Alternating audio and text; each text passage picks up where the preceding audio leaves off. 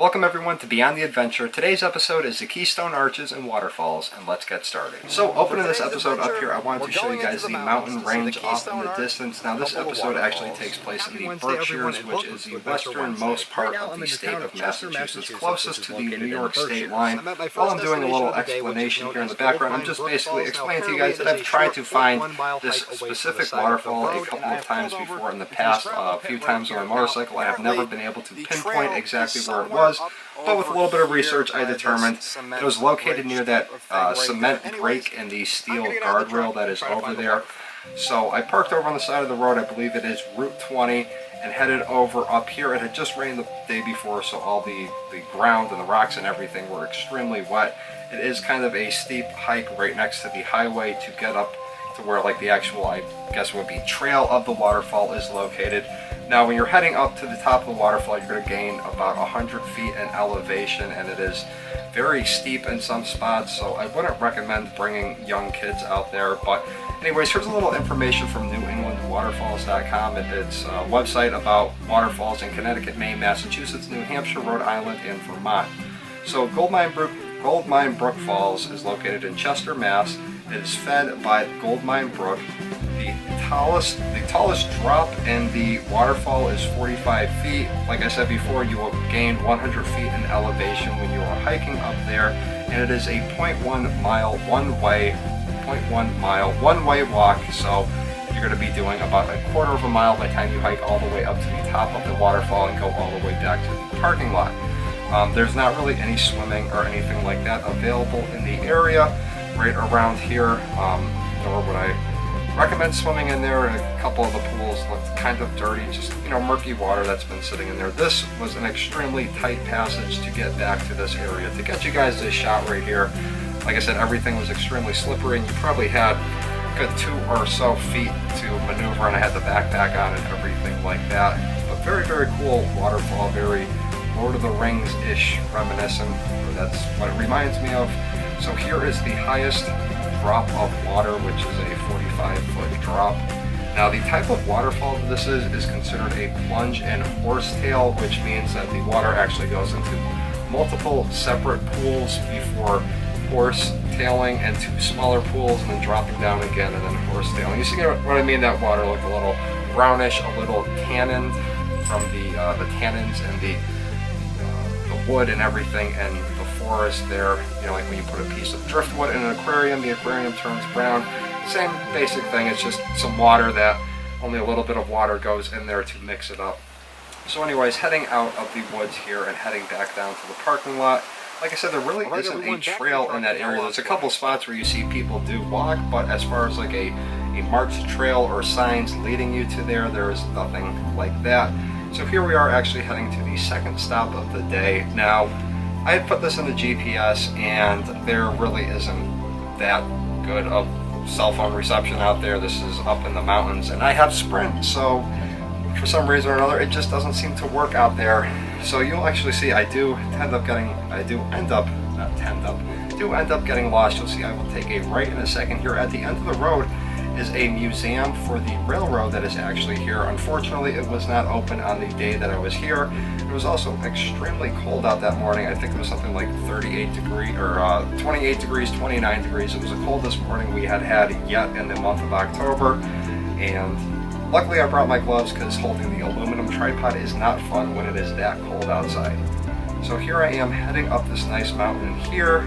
And in a second, you're actually going to see the parking area on the left right there, that is where the Keystone Arch Bridge Trail is. And the GPS had told me it was still a considerable ways up the road, so I just kind of attempted to do a one-point turn right about here, and then headed back down to the parking lot. But I think it did work out, because this next shot you see of the mountain off in the distance, I think that worked out. I think it looks nice. Anyways, pulling up into here, if I go onto the website, these were built in around the year 1841. Now, these were considered to be the first Keystone Arch bridges that were built in America. This helped to get the Boston to Albany Railroad going. From what I have gathered online, it was built by mostly Irish American immigrants or Irish immigrants to the country. There's another cool waterfall there. I didn't get the name of that waterfall, but when you park to where the Keystone Bridge Trail is, you actually have to cross over this little metal graded bridge there, and you will see the waterfall. You can't miss it at all. So this is heading next to one of the tributaries of the Westfield River. I like this shot right here. There's just water coming down from a even smaller waterfall trickling across the path and going out into the river right there. Now this trail here was only opened about 12 or so years ago, I believe. I think it opened sometime around 2001, if I'm not mistaken. I saw something on here. The winter of 2000 to 2001 is roughly when they were able to do work, all the above ground work on the trail, and a lot of the money received to make this trail was from grants. Now when I first came out the end of the woods, and if you guys go up there, you will run across some train tracks, and it doesn't look like the trail goes anywhere. It just looks like there's a service road for the train tracks.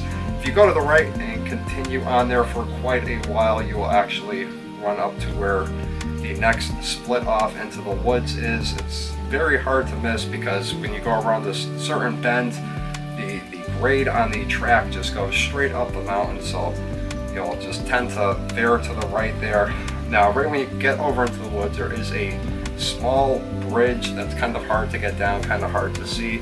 Here's just a little more stuff on this. So going off of KeystoneArches.com, this passage was surveyed by Major George Washington Whistler and James McNeill Whistler, his father.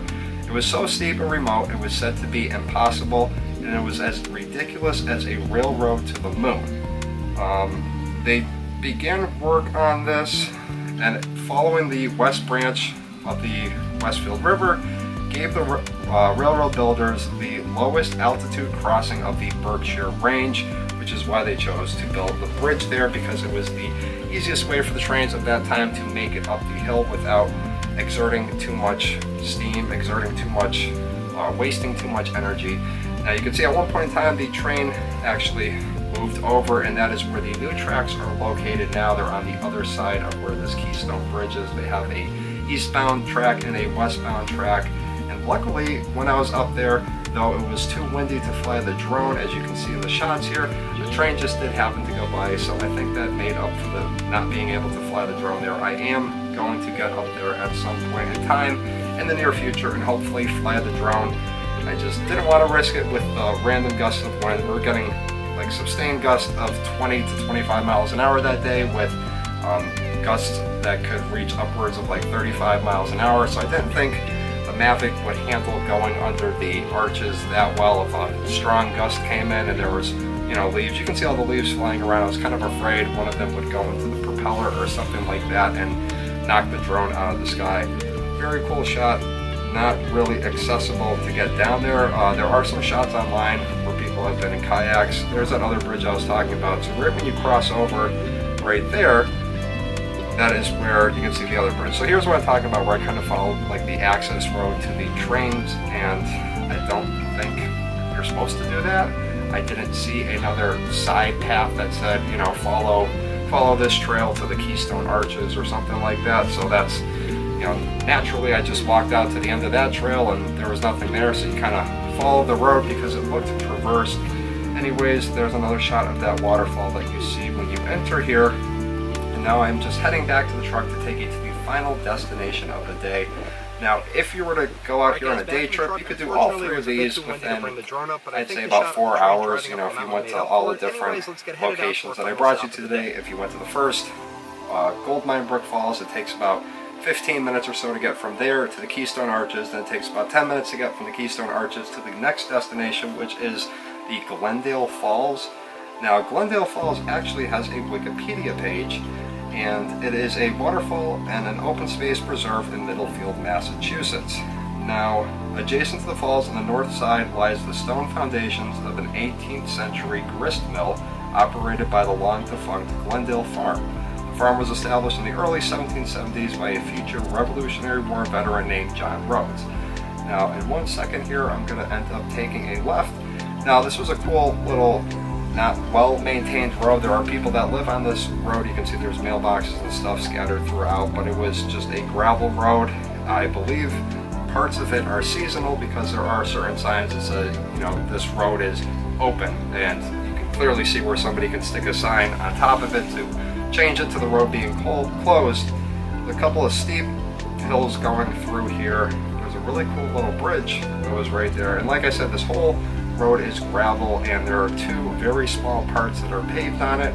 One of them is right here. It's kind of like where an intersection is, and where there's a couple of more houses than what is located in the long spread out area. Now, I kind of made a joke about this. I said this was a off-roading adventure on last Friday's episode of Free For All Friday. There's a really cool house that I just passed on the left. It looks like that's one giant farm on both sides of the road. You can see a bunch of stone foundations out in the field from old barns or farmhouses, stuff like that.